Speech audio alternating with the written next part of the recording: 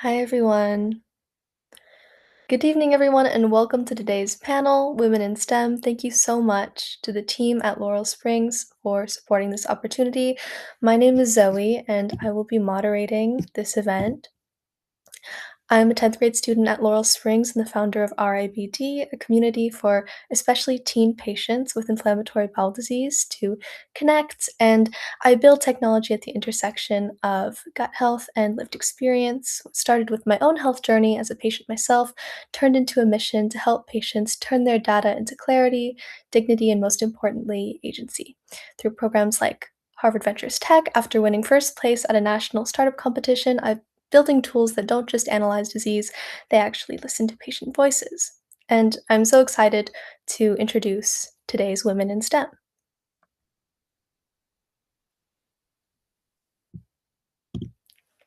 Thank you everyone for being here. Let's start with Abby Dean, if you'd like to introduce yourself. Hi, Zoe. Thank you so much for having me. My name is Abby Dean. I am a wetland ecologist with AECOM, an engineering consulting firm. I work outside of the Philadelphia area, but the company is a global company, so I do get the chance to travel across multiple states for different kinds of field work. I perform wetland delineations. Wetlands are federally protected areas, and so I support environmental permitting, and I work really closely with our utility clients to guide projects through regulatory processes and get very muddy while doing it. Before then, I worked for Walt Disney World in recreation and the animal science team with migratory purple martin birds, and we had a really big focus on environmental communication. I graduated from the University of Pittsburgh in 2023 with a BS in biological sciences, and I am very, very excited to be here. So thank you for having me. Thank you so much. Courtney, if you'd like to do the same. Sure. And so, good evening, everyone. I am thrilled to be here with this incredible group of women in STEM tonight. I'm a biosystems engineer by training, so that really set for me a foundation of logical thinking and process orientation. When I went back to get my master's in technology management from the University of Pennsylvania, I grew ever more curious on the business side of the industry. I've spent more than 20 years in pharmaceuticals in both biologics and solid dose tablets, and my roles have spanned multiple manufacturing sites, plus regional and global roles based in the US, Italy, and Switzerland. I'm currently the Senior Director of the US Project and Portfolio Management at Kenvue, which is a consumer health company. Plus, I'm a mom to two incredible daughters, an amazing husband, and have two golden doodles as well. So, looking forward to tonight's discussion. Thank you, Kaylee. Yeah, hey y'all, I'm Kaylee. I am an aerospace engineer. I have my bachelor's in aerospace engineering from Embry-Riddle and my master's in space systems from Johns Hopkins. I've worked in the space industry for the past 8 to 9-ish years on everything from tiny baby CubeSats that like fit in your palm all the way to lunar landers that are currently sitting on the surface of the moon. Outside of my work as an aerospace engineer, I also have started a nonprofit called Reinvented that's all about getting girls more engaged, hands-on, and curious about STEM and STEM education. I run a whole programs through there, but over the past 6 years have reached over 500,000 girls across all 50 states, 72 different countries, landing me on the 30 under 30 list, and a couple other fun things where I get to combine my passion for engineering with outreach and impact. Thank you so much for being here. Sinjini? Hi, everyone. Thank you for having me on the panel, and I'm very excited to be here and to be on this panel with other women in STEM who are so incredible. So, my name is Sinjini, and currently I'm working as an AI research scientist in Cambridge, Massachusetts. I finished my PhD earlier this year, focused on artificial intelligence, but my work has primarily focused on projects that bridge the gap between social good and artificial intelligence.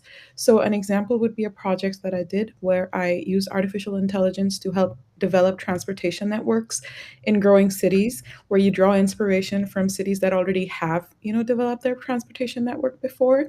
I'm passionate about using artificial intelligence for social good, and that's currently where I work as well. I work at a company that works with geospatial AI. So we work with farming forward countries like countries in Africa and help them be more secure in terms of food, in terms of food safety, making sure that farmers are empowered and they're utilizing all the resources that are available to them that they get through governments and bank programs.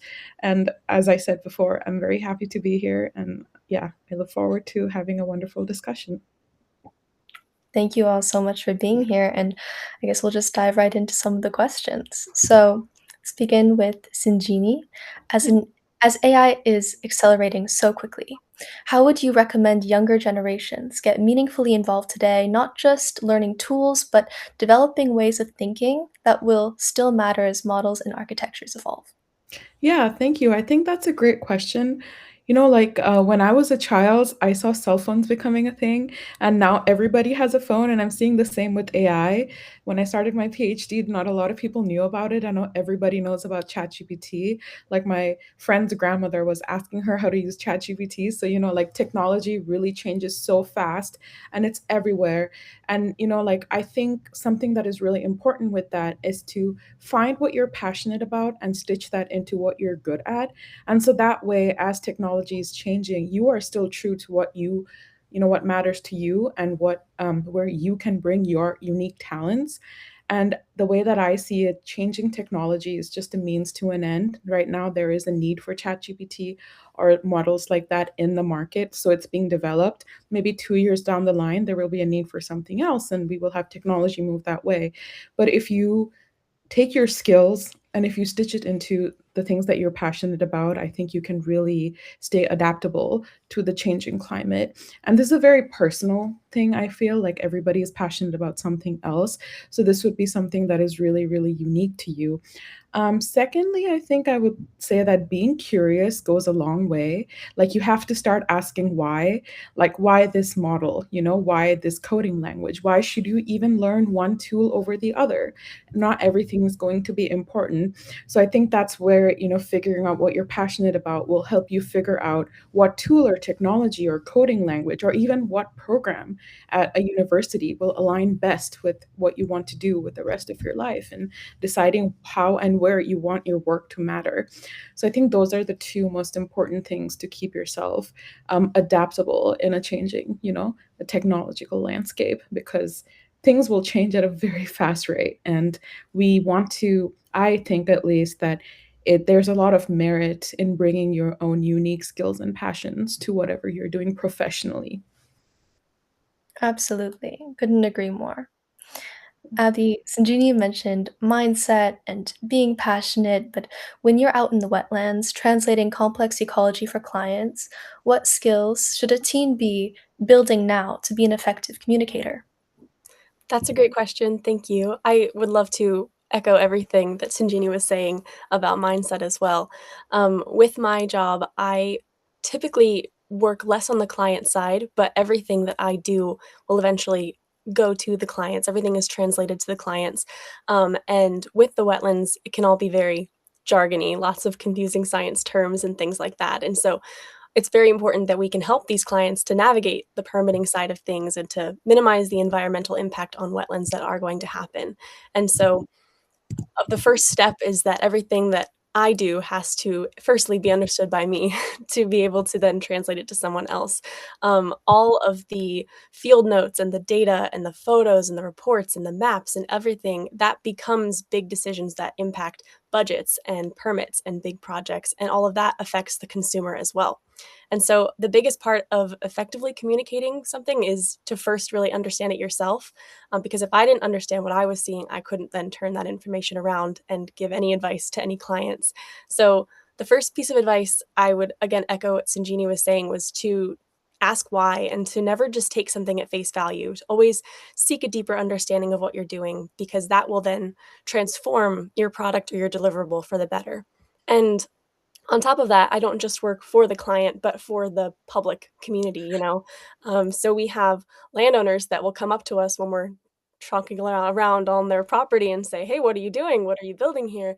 And we have open houses where we can be transparent about the projects and answer different questions. And so what people don't understand can sometimes be really scary. And so relating things that you're doing to other people is a really big tool in being an effective communicator, but not dumbing it down. Translating does not mean dumbing things down. It just means to put yourself into other people's shoes and to explain things, because the only way that we can advance science is when the stakeholders, the people who it's going to affect, can care too. So another tip, I guess, would be to really consider your audience when you're communicating anything, and when you're explaining things, and think about what matters to your audience and putting yourself in their shoes. But I think the biggest piece of advice I can really give to any teen or anyone really is to just seek the joy and excitement in what you're doing, because that passion is then going to show through to whoever you're communicating to. I love wetlands. My favorite days are when I come home covered in mud, and having a passion for what you do makes it easier to explain what it is, why it's important, and talk to people about it. And when you care about what you're working on, you care about that deliverable, you care about what's going to go out the door, that also makes other people care too, and gives a more quality product. And STEM is not just necessarily about being smart and knowing a lot of things. That's very important. And all of these women are so impressive and brilliant. But it's also about helping people to understand why the science matters, what it can do for them, relating it to your audience, and caring about the product ultimately. Thank you, Abby, so much for sharing. Kaylee, I saw you nodding. I have a question for you. Mentioning, I mean, jargon and complex topics, you work with satellites and nonprofits. So, what is one small, tangible thing you believe a teen can do today to start making an impact in these really big STEM fields? Yeah. And honestly, I guess really going back to something that Sinjini already mentioned, which is curiosity. And I find that curiosity finds itself at kind of this intersection of both STEM and impact, because the question, well, what if, is one that I find myself asking almost constantly across both of my roles, right? So as an aerospace engineer, I spend my whole day saying, well, what if we chose this propulsion system instead, or what if we put this sensor on our satellite, or what if we did this payload or this mission profile instead, and then kind of following that string all the way to the end to figure out, well, what actually is the what is the result if we do this. And then on the impact side, it's very similar in that, well, we identify these problems, or we identify these things where, a community needs help, or is not getting as much access, or is not getting as much exposure to, whatever it is. And you ask the same questions. Well, what if I taught in the classroom differently? Well, what if I, started this nonprofit? What if I, try doing this thing instead of what everyone's telling me to do? And so that is, I think, the number one piece of advice that I can give to students that are kind of walking that line in between those two roles, is to really ask yourself those what if questions, but then take the step further and don't be afraid of falling down that rabbit hole, so to speak, and figuring out, well, what if I actually did this? Follow it to the end, and don't be afraid to ask more what if questions along the way, because if you're not, you're probably not doing it right. And yeah, I tell students constantly to not let yourself be afraid of curiosity, because curiosity is so important, especially within the STEM industry.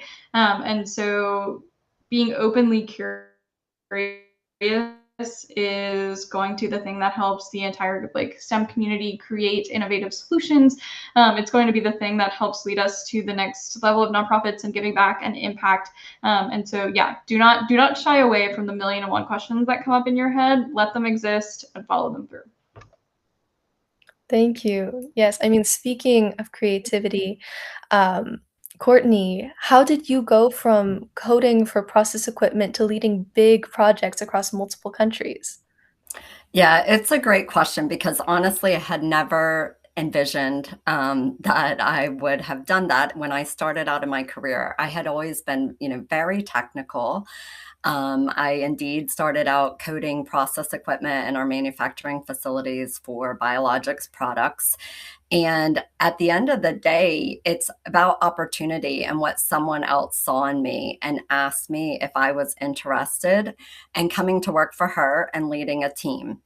And, I was, to be fully transparent, right, a little bit shocked. As I said, I hadn't seen myself really playing that type of role, but I loved it. Like, I absolutely loved it, and I found that leading people was really my passion, right? Sanjini talked a lot about finding your passion, helping people understand, where their strengths were, and then living into that full potential, coaching them through challenging situations. Yes, I've had to have tons of difficult conversations over the years, but at most of what I've done has been, lifting people up and helping them realize their voice, realize where they can shine, and realize where they can contribute. So I really found that this understanding the technical elements and then understanding the business situation that we were in and the challenges that we needed to achieve as a company or as a department or whatever it was, right? It really allowed me to start to see that full picture of what we needed to do to be successful as a company, and then start to really understand the bits and pieces, right? We've all heard, how do you eat an elephant one bite at a time? Sometimes those challenges can seem crazy big, but you start to define elements of it, and tackle them one piece at a time. And in the end, if you take that step back and look, you've done some incredible things. So I try now to pay that forward a ton. I coach a lot of people. I mentor a lot of people. I'm involved in our STEM program at our company. When I lived in Switzerland, I did a lot of work standing up our WISE STEM, so our Women in Science and Technology, Engineering, Management youth pillar. So, I've really also tried to pay that forward as well. But take those opportunities as they arise, believe in yourself, listen to others, be authentic, be adaptable, but also trust that you can do it. And if you make a mistake, you make a mistake, right? Learn from it and move on. Absolutely. I mean, you mentioned moving internationally, and that must have been such a huge shift. So, how did you adapt your way of working and thinking across those cultures? Yeah, that it was a massive shift. And not only for myself as I was going and working in I worked for Johnson and Johnson at the time as a global company, but each individual, let's say, location is almost like its own mini company, right? So when I was working in Italy, it was very much so the Italian culture, but also I brought my family with me, so it was a massive shift for us as a family as well.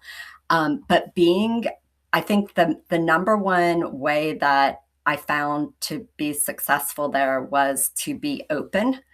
So acknowledge that there are more than one way to solve problems, right? Acknowledge that people have different backgrounds and experiences. I mean, this is true anywhere, but especially when you're going into a different culture, right? Acknowledging those different cultural elements, and that there's more than one way to achieve a goal, but be genuine to yourself. So, as one example, right? I'm a very transparent person at my core, right? And I lead with a lot of transparency. I went into the Italian culture, which was much more hierarchical. So, how did I succeed in that environment? By being true to myself. I made little kind of little knocking off little elements of that, piece by piece. So when I first arrived there, the directors at the company were in one hallway and everyone had their door closed. And it was really kind of scary, even as myself being one of them walking down that hall.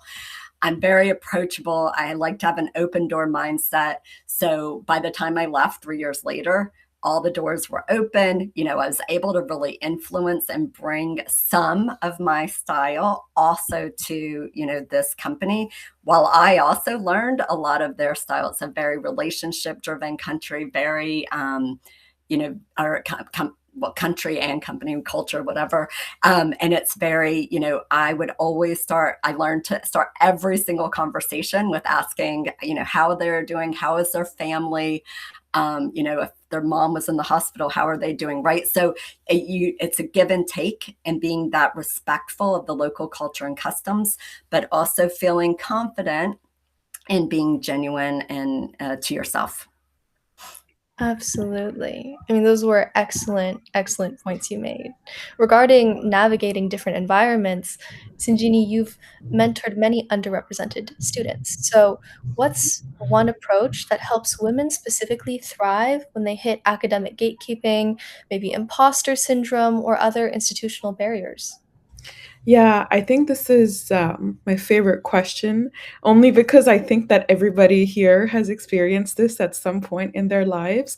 And it just goes to show that, this is like a issue that has carried on for a long time for women who are in STEM. And I would want to be an optimist and say that maybe over the next few years it wouldn't be there. But like you never know. And I would very much like to share my thoughts on this. So I think that, generally there's definitely some kind of invisible burden on women who enter male dominated fields in general. Like I was just speaking to my boss today about this, and she's a great like woman in STEM as well, and she has many accomplishments to her name. And the first thing she told me was that a lot of the times women start to think that, oh, I can't, like, I didn't do well on this exam, or like I didn't like get a good grade, or I'm having trouble keeping up in my classes, and we start to doubt ourselves. We think, did we make the right choice? Is this the right degree? And she said that one thing she learned from her time at MIT is all of her male classmates had the same doubts, but they expressed it through confidence. And while we expressed it through questioning ourselves. So, what I really learned from that is that self advocacy, and as Courtney said, self confidence is really important. And sometimes you have to believe in yourself because you are your only advocate, you know, and you believe in yourself. And it sounds really cliche, but you believe in yourself and you try to do the best with the situation that you have, because everyone around you is also having the same hurdles. Like if it's a difficult class, or your PhD advisor is not very responsive, very common with graduate students, PhD advisors not being responsive or on your team. So I think definitely like self advocacy and self confidence and self belief can go in a long way. And I definitely think the second thing also is something that Courtney echoed, when she was talking about how the open door policy. And I think that really speaks to community. So I think having community as women in STEM is also really important. So I would definitely, say that, we are minorities a lot of the time. If you go into engineering, sometimes you will be the only woman in your classes. And I think it's important to seek out community and have your own support system and your own group with people who face the same problems as you might be going through, the same challenges that as you might be going through. So I would recommend that, if somebody is willing to go into engineering as their undergrad, to join these women-centric organizations. I know that we had Society of Women Engineers at ASU, which was really great. And a lot of my friends and colleagues, they have benefited from having a community of strong women in STEM on their side. And yeah, definitely, I think that, you know, being passionate and being confident and, seeking out community can really help navigate these challenges that, we face all the time as being women in STEM. Absolutely. I mean, that was so good. I just feel like we could keep going forever. I saw so many nodding, so many people nodding. However, I really do want to pivot a little bit to deciding what is worth your time and energy. So, Kaylee, you have an incredible discography. So, you're balancing AI-driven satellites and a nonprofit. I know many students at our school really struggle with time management and are working it out. So, how do you decide where to focus personally without burning out? Yeah, and I'll be honest, I'm not sure that I have quite mastered the concept of work-life balance. I honestly am not sure I've actually like ever met someone who truly has. I meet a lot of people who say they have, and then we all know that they haven't. But I have gotten better over the past 6 years trying to navigate this dual kind of life where I work my like 9 hours a day in my full-time job, and then I come home and I keep working, but instead now I do reinvented stuff. And so it's a lot. I think that there's a couple things that I kind of like live and breathe by. My number one is I have my planner. It's literally like I don't think I've ever had it not within 10 feet of myself at any given point in my life. I have I at one point got like 10 of these exact planners for Christmas from my whole family, because we were scared that they would like be discontinued. And this is the exact one that I use every year. It's color coded. It has stickies. It's like a project, but like it's perfect. So I highly recommend that you all find a system that works for you. Mine just so happens to be like I like writing print planner. But if you use your phone or whatever, I like find something that works and then kind of try your best to stick to it and organize it in a way that works for your brain. So if color coding is not what works for your brain, you don't have to do all the pretty colors. I really like colors, so that's where we're at. I think the other kind of part to this too is starting off with a priorities list. This is something that I absolutely learned along the way, after getting inputs from a lot of my family who felt like I was not paying enough attention to them, or even just like seeing how much more excited my dogs would get when I came home from work like extra late, like telling me like you were negligent mother, like negligent dog mom, we need more time. And so this was something that I've become really adamant about is going through your whole life, looking at all of the different things that kind of make that up and truly sitting down and creating a priorities list, and not just like a list, but numbering them. So for me, family and dogs always comes first. And then I have job, and then I have reinvented, and then, things kind of stack up below that. But I always make sure now to make time for the people who love me and I love them back. And that has been so huge for all of the relationships that I've built in my life. I also think that part of this too goes back to the question that we just answered, in that women are so much more likely to put themselves to the edge of burnout, I found, compared to others, because we constantly feel that sense of imposter syndrome. We constantly are burdened with this idea that we're not doing enough. And so we'll stay up, we'll do the long hours, we'll feel that guilt, we'll like let it kind of consume us until we have no choice but to be burnt out. And so I do something every year, and I start a wins list, where little, big, small, it could be personal, it could be, professional, whatever it is. But at the end of every month, I sit down and I add everything under the sun to my list of wins. And every time I start to kind of fall into this rhetoric of, okay, like I didn't accomplish enough today, I didn't get through all my tasks on my to-do list today, I go back to that and I can remind myself that that's okay. You're not going to have a 100% productive day every single day. Look at everything that you accomplished despite how you're feeling right now. And then my last one is recognize what burnout looks like in you. It's different for everyone. And so learn to start seeing what that burnout looks like as you're growing towards it. That way you're not catching it once you're already like on the couch, not wanting to move a muscle, feeling like super bad about yourself. Figure out how to recognize it when you're starting to get tired, when you're starting to feel that guilt creep in, when you're starting to see no breaks in your schedule. I always tell people, because I'm a numbers girly, that there are 1,440 minutes in every day, and you are worth at least 1% of those. That's less than 15 minutes. And so take that time to check in with yourself and do whatever you need to do to ground yourself in that day and in that chaos and in that stress to to make sure that you don't hit that point of burnout amongst all of the chaos that you have going on in your life. I know you're probably preparing for college applications and SATs and all of the just chaos that comes with high school. I know I remember it. I'm not going to say fondly. I'm not sure anyone truly remembers some of that fondly, but I remember feeling all of that stress. And I remember feeling all of that pressure that gets, starting to be put on you at that age. And so, yeah, I highly recommend remembering your priorities, and acknowledging and understanding what burnout feels to you, so you never get to the point where you're just burnt out. You stop it well before then. That was so helpful, and honestly, it hits so close to home for me because I feel like I'm constantly looking at whatever space I have. I'm like, "Oh my god," or like we have the upcoming holiday off. I was like, "How can I do more to get ahead in my schoolwork?" And, that really helped. I'm definitely probably gonna Google what notebook you have just so I can try it personally, Yeah, but I'll drop the name of it in the chat. Maybe I gotta figure it out. thank you so much. Anyways, okay, moving on.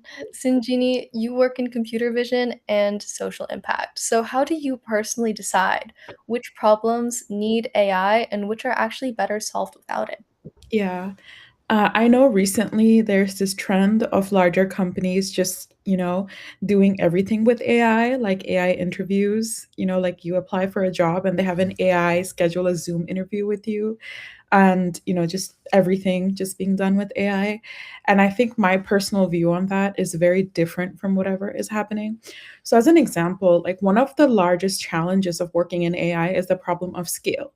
You want to build something that helps a lot of people, right? But you need data to train it that is also of the scale of the population that you want to help. And collecting and storing that much data is not easy. It's very difficult to actually collect so many data points. And more than that, it's very difficult to store that. So this is a perfect example of where you can use AI. And I can speak of a project like from my own work life, is where I'm working on something called super resolution, where you have an image at a particular resolution and you just like magnify it, so you make it kind of high definition. And high definition images are hard to acquire. You have to pay a lot of money. There's not that many out there, depending on what you're using them for. So this is the perfect use for AI, I think, because it can take the patterns and the information from a low resolution image and give you what you want. But we still, at our company, we still have software developers who make the website. We have salespeople, we have HR, so AI is not being used to replace them. So I think in short, what I'm trying to say is that you should use AI to solve the largest problem or the largest bottleneck in your process, and not as a replacement for the process, right? And like for maybe like if you're going to apply to a lot of colleges, you're preparing for your SATs. I'll use ChatGPT as an example because that's so popular right now. One of the ways that you can do that is you can maybe ask ChatGPT to help you find out a schedule that works well for you. Like you can say that I want to apply to like 10 colleges and I have this much time. How many applications should I be working on every day? How much time should I be dedicating to that application? Stuff like that. Definitely do not use ChatGPT to write your essay. Don't do that. But you can use it to as a supplemental tool to make yourself better. For those of the students in the audience who code, some of the biggest challenges you have while coding is you log everything and you have a problem somewhere and then you have to look at thousands of lines of logs to figure out where it is. And sometimes I do use ChatGPT to do that because I don't want to waste an hour trying to track it down. And once it tells me that this is where the problem is, I go and I fix it. So like that's where I personally draw the boundary, is that I always see it as a means to improve my own work, a means to get to better products, better technology, just something that will help me achieve what I want to achieve, and not something that I will replace, in place of my own thinking or my own ideas, right? Yeah. So I think that's definitely where I would draw the line. Absolutely, that was very insightful, and I'm sure it will be very helpful to certain people in the audience. But going back to Courtney, and looking back at your journey, what was a moment you realized you weren't just managing tasks anymore, but truly leading a team's vision? Yeah, this is such a great question to kind of reflect on those moments, right, over a career. But I think it was really, and I might have spoken a little bit about this earlier, but I think it was really, my first management position. So I was transitioning from a project manager where I literally had a list of things, right, to check off every single day that I needed to accomplish or that I needed to make sure I had, the team's input on, et cetera, to managing a team of around, 70 people. And you're managing whatever comes up, and that sense of accomplishment at the end of the day, like, it was a massive change and shift in my mindset to kind of understand that the success, kind of or accomplishments are very, very different when you're leading a team. Of course, I still had my own work that I needed to do, but when you're leading a team, it's much more focused on that team, on managing challenges that come up throughout the day in the department, et cetera. So it was a huge transition, but I still remember, which is crazy. It was probably 20 years ago at this point, but I still remember we actually reduced our costs by over 20% in that role. We reduced our errors during manufacturing by over 25%, and all while increasing our output at the same time. And those are the shift in mindset, right? And that transition of leading that team and the vision that you want to accomplish through the team, be it versus yourself. Now, not everyone wants to do that, right? We need people at all levels and all positions across all organizations to be successful. So you have to find, I think, Sinjini already spoke a lot about passion. I think everyone has, right? You have to find what you're passionate about. But for me, it was definitely, something that I did become passionate about. And it was difficult, very, very difficult in the beginning, to really figure out where should I spend my time and energy as a leader of a team rather than, kind of more of an individual contributor or project manager that had, a defined list of things to accomplish that day. So, but a journey that was well worth taking and investing time in. Absolutely. I mean, thank you all so much for sharing. These have all been incredible answers to our questions. And just to wrap up, in one word, what is the most important trait for the next generation of STEM leaders? But before I call on each of you, I just want to say I would love if you could elaborate a bit more than one word. We have some time, so feel free to really dig a little bit deeper into it. So, Abby, if you'd like to go first. Sure, thank you. I would say one word that I feel like is the most important trait is probably curiosity, and to never stop wondering why something is the way it is, because that's how we identify the problems and then find the solutions. And curiosity then fuels our passions to do things and to do things well.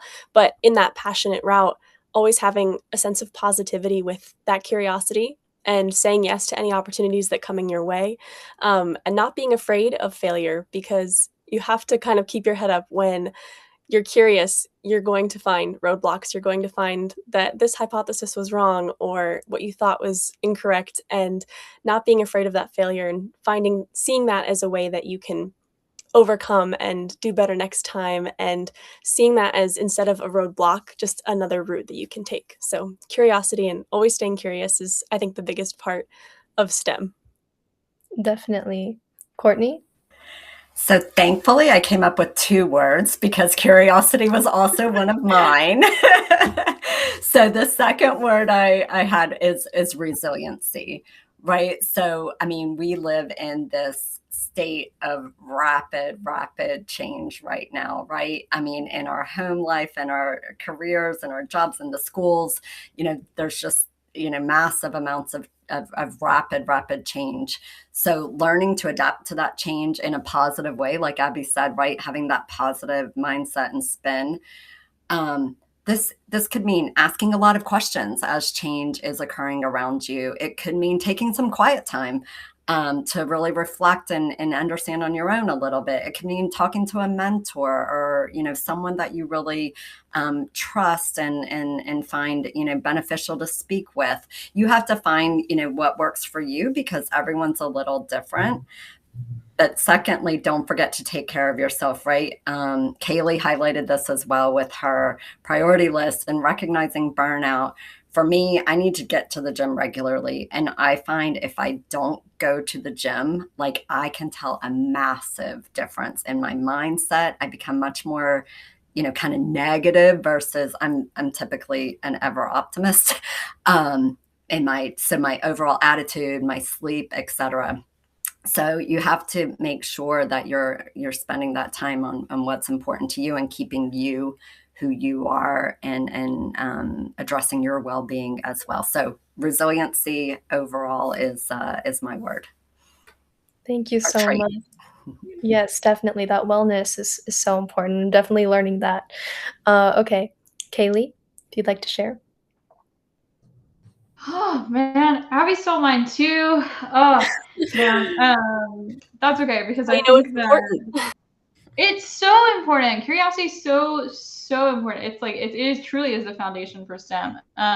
But the reason I picked curiosity gives me like several other options. So I'm just gonna pick another one, which is perseverance. And I say this because I'm an aerospace engineer, which means that I fell in love with the Mars rovers from a very young age.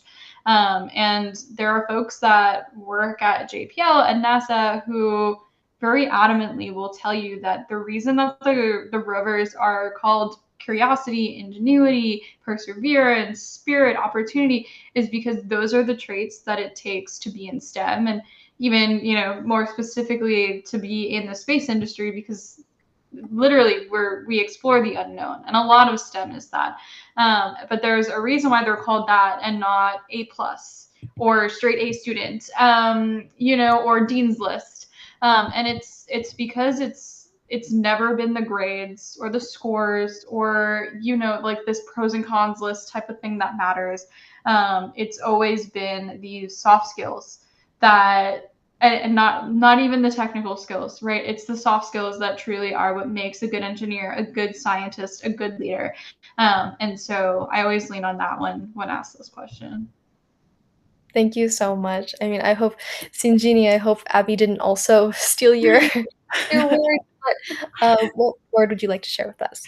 Yeah, so all of my words got stolen, but that's okay. I made a backup word.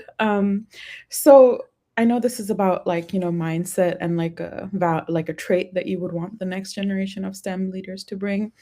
And my word is actually a Japanese concept, which means the reason for being. And it's called the ikigai. So that's the intersection of what you love, what you get paid for, what the world needs, and what you're good at. So this was said to me by my PhD advisor because I was frustrated that I wasn't getting the results that I wanted.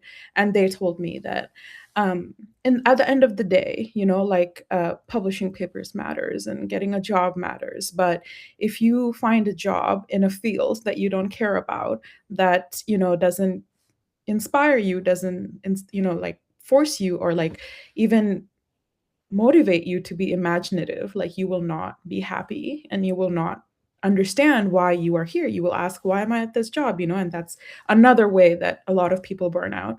So I think that this really helped me like actually deal with failure too, when I was like, okay, I tried something and it didn't work. But the way that I acted and the experiments that I did and the concept that I learned, they were at the intersection of all of these things that matter to me. And that's what I wanted to, summarize everybody else's answers with too.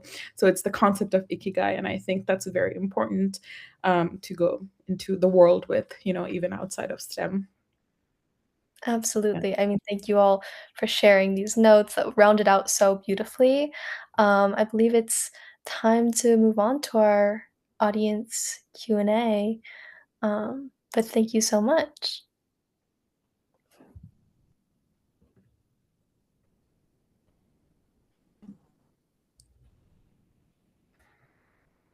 Hello, everyone. Thank you guys all so much. Thank you, Zoe. You have been an absolute amazing navigator of this conversation.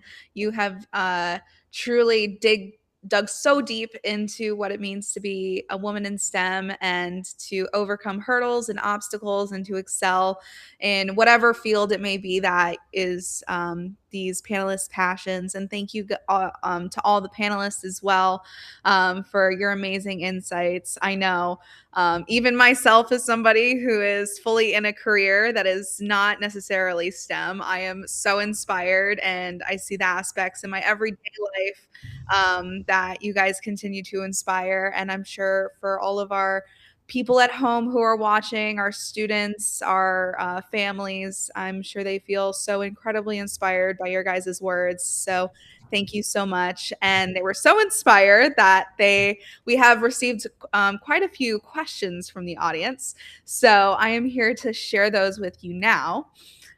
So to start, our friend Victoria asked, do you really like your jobs? So I'm going to open this up to everyone. If you guys just want to pop in and let us know, do you really like your job?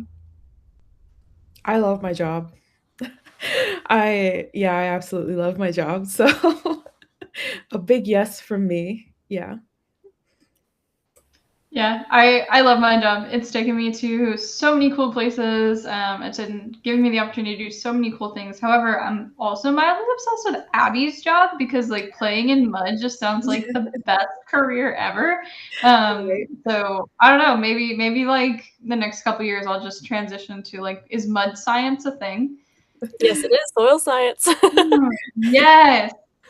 I have to say I also love my job. I love the hands-on nature of my job, but I get a good balance of being able to be in the field, and then when it's freezing cold outside, I can be in my office and not cold outside. I love just the hands-on and tangible feeling of biology that I get to see every day as an ecologist, and it is super fun to take your shower afterwards and be like, "Wow, that's a lot of dirt that was all over me." So I'll round out. I love many parts of my job, but not all parts of my job. So, and I think over time, right, you definitely will have jobs that you really love everything about them, and jobs that maybe you love, whatever, 80% and 20% not. So it's a matter of continuing to learn what you really enjoy so that as you go, for another opportunity, et cetera, how to continue to really seek out those opportunities that you love as much of your job as possible. Yeah.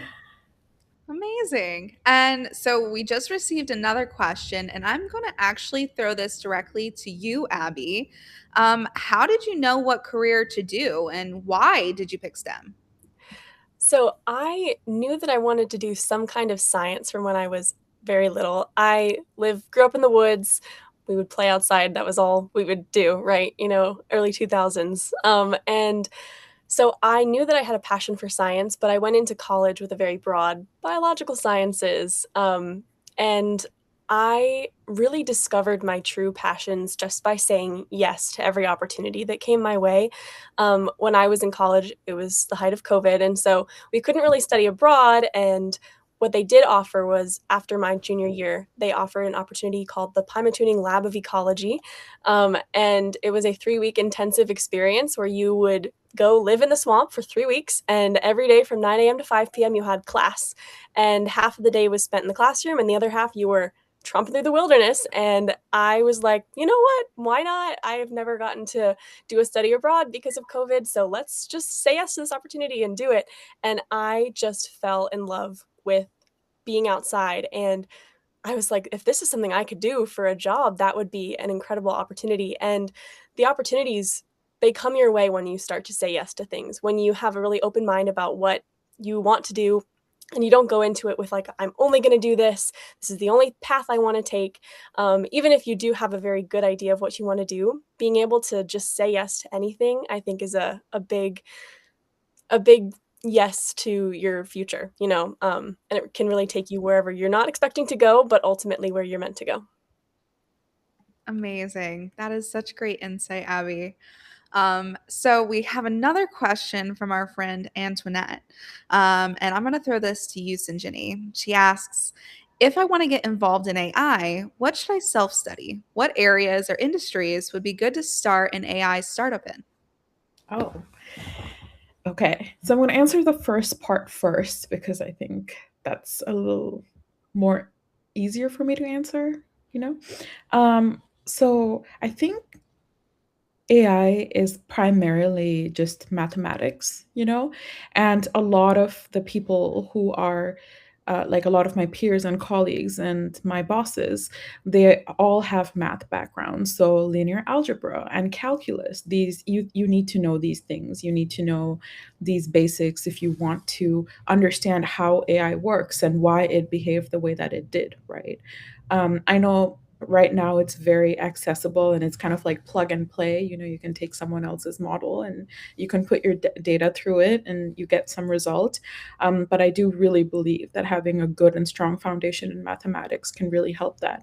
So I would definitely suggest linear algebra, pre-calc, like calculus 1, calculus 2. Those are some very solid and important classes that you should take.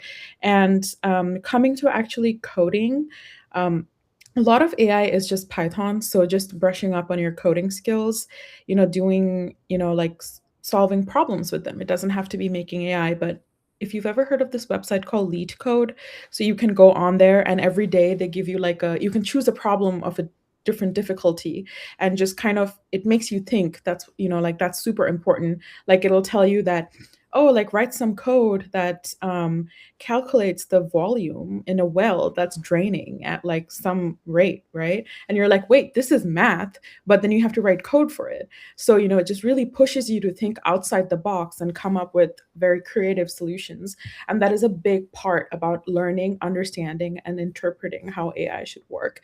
So definitely all of those math classes, and then like being on top of Python, and then just, coding Python projects.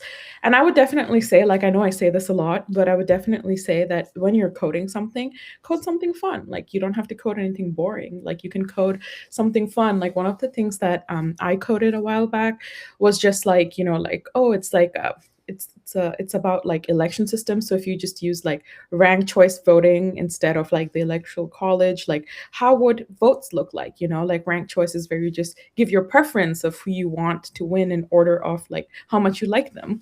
So just, fun things like that. Or you can code like, what is the optimal grocery budget for your family? And you can code stuff like that with Python, and that will really help solidify the foundations, in my opinion. And it kind of goes hand in hand with all the mathematical classes that I talked about as well.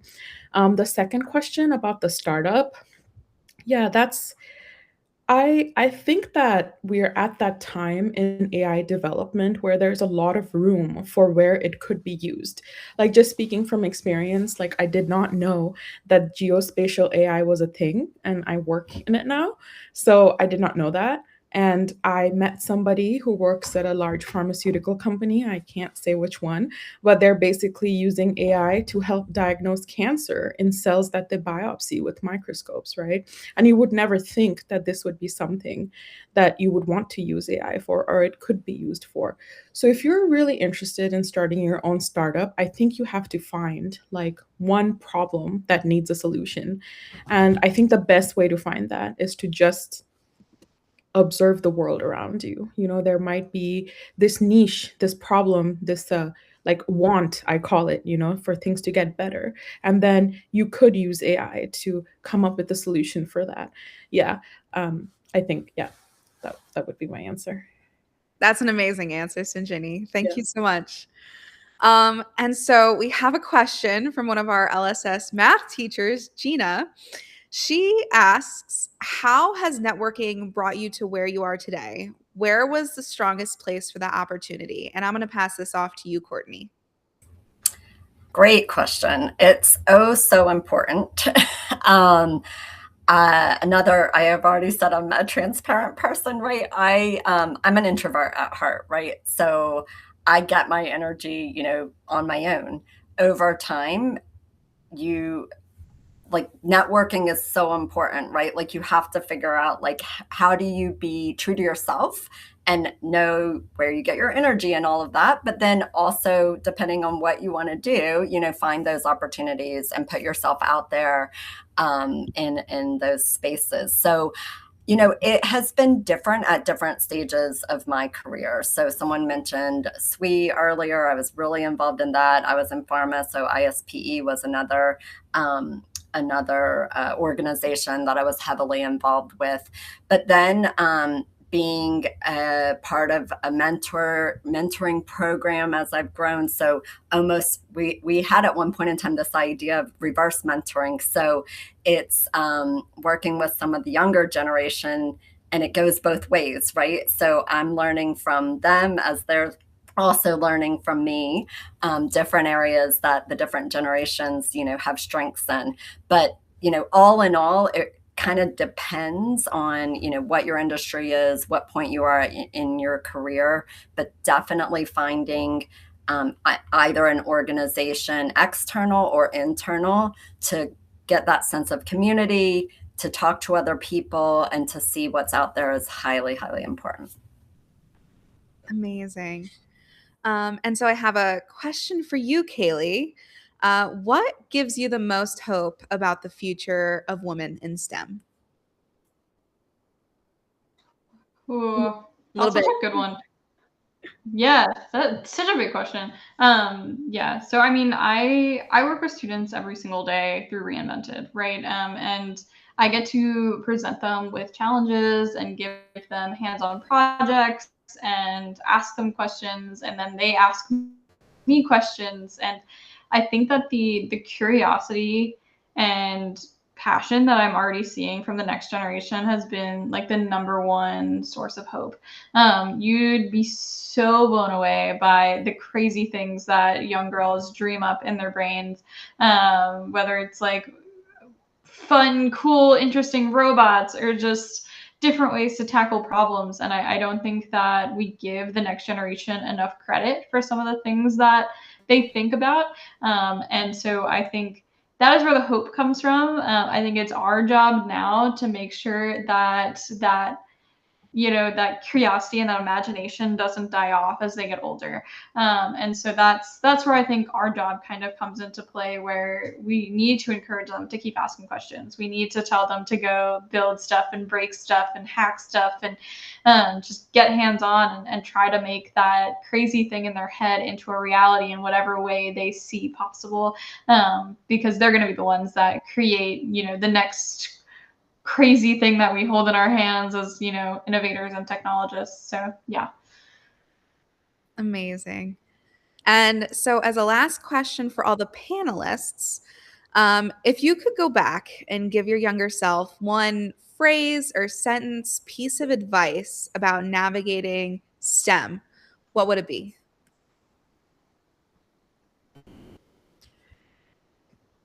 Maybe we can start with Abby, if you have something.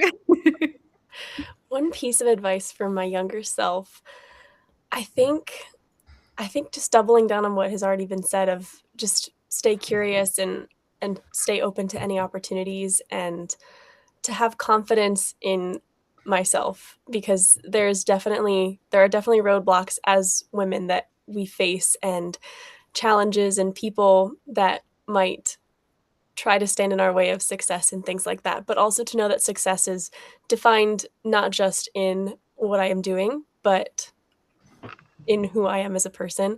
I think that growing up, it is very easy to be focused on your grades. It's very easy to be obsessed with that A. And I failed my first class in college. It was organic chemistry too. I failed it 2 times. And that was my first massive failure. And I think young people need to be reassured that it will be okay. And failure is a way that we can build ourselves up, because a forest grows its best after it has just been completely burned down. All those nutrients get lifted back up to the surface again. So in order for you to do your best growing, you too have to maybe sometimes be burned down to the ground, and that's okay. Amazing. How about you, Courtney? Yeah, I love that, Abby, and love the analogy, right, of the burned down forest. I think, mine would be authentic. I've gone through stages of my life where I've received feedback that was good feedback, right? Feedback is a gift. We should take it. But I have at times kind of overreacted or swung too far in another direction with that feedback, where I kind of lost who I am as a person and a leader. So, I bring people together a lot. I'm a connector. But sometimes I've gone through where I listen too much and I'm not decisive enough, right? So really being authentic, but also making sure you're balanced and doing the right things that need to happen in for you and your career. So being decisive where needed, being that connector where needed, right? We have different strengths that are necessary at different points in time. But just I think being more authentic throughout my career would be one of those things. Amazing. What about you, Kaylee? Yeah. Honestly, Courtney, I was gonna say what you said, but I always say, like, yeah, do what you love, but do it as you. I think that one of the biggest things that I experienced along my journey is people trying to tell me what an engineer is supposed to look like, how to act like, telling me I don't look like an engineer or whatever it is. And so I chose to conform. Like, I chose to wear like pantsuits and dark colors and give up on, the little sparkle in my life that I had always like been true to as a kid. And so I always tell people, like, do what you love. You should always do what you love, but you're not going to truly love it unless you're yourself when you do it. And so it doesn't matter how many men are in the room now. I still show up in pink. I still show up in my eyeliner and my like red lipstick because I love it. I don't love heels, so I don't wear heels. But I do like wearing like sparkly boots and other little like cute shoes. And so that's and just being the quirky, questioning, curious person that I am. And so yeah, I think just to add a little bit on to Courtney's, because her advice was amazing. That would be what I would say. Amazing. And how about you, Sinjini? Well, I'm going to, like everybody said what I wanted to say, but, I'm just going to build on that. I think what I would really want to say to my younger self is to be brave for myself, but to be kind to myself. So I would really like to say that, like, just be brave, say yes more. These are things that we talked about, and just, take a chance. And it's okay if it goes bad, but you would have learned something in the process. And whatever you've learned, you can use that for the next time you try something. And that's where being kind plays into it, because when you fail, you can't get down on yourself and be like, oh, you did the wrong thing, you did something wrong, and you never should have done that. So, like, you have to be brave for yourself, but you also have to be kind to yourself when you're being brave. It's scary to be brave, but so you have to be kind. And really, I always think that we are our best cheerleaders. So that's basically what I would tell my younger self. Amazing. And to wrap this up, I'd love to ask one final question to our wonderful moderator, Zoe. So, Zoe, what are you most excited about as you move forward in the world of STEM? I honestly, like, this whole discussion made me 10 times more excited. I mean, there was, like, just learning about all of your careers and how they've also spanned all these different spaces, and it almost feels like you've all lived so many different lives and you were able to encompass all these different realities while also being really true to yourself. I guess just what I'm excited about is I consider myself a pretty multifaceted person, and I would love to build things in different spaces. I would love to break conventional norms of what it means for it have to be STEM. I love dance and I love painting and I love drawing and I love poetry and I love things like that that aren't necessarily engineering or just coding like microservices. I would love to find ways to implement it or not even combine them, just do completely separate things and have it all encompass what my career is and who I am as a person. Sorry, my voice is going out. But yeah, I think that's what I really look forward to moving forward. Amazing. Well, thank you all so, so very much for joining us here today, for inspiring the next generation of women in STEM, especially just coming off the end of Women in and Girls in Science and Engineering Day. So this has been a lovely panel. It has been so absolutely inspiring to hear all of your guys's advice and ideas and thoughts and experiences. And we deeply appreciate your time and your participation. So thank you all. But with that, we will wrap this up. And until next time. Thank you. Thank Thank you. you so much for Goodbye. having Bye, everyone. Thank you. Bye. Thank Bye. you.